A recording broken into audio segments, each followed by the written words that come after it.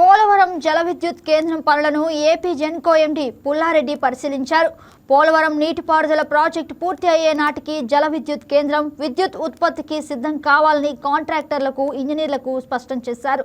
పనుల పురోగతిని అధికారులు నిత్యం పర్యవేక్షించాలని, ప్రణాళిక మేరకు పనులు ముందుకు సాగాలని అన్నారు. పనుల్లో ఎలాంటి జాప్యం జరగకూడదని తేల్చి చెప్పారు.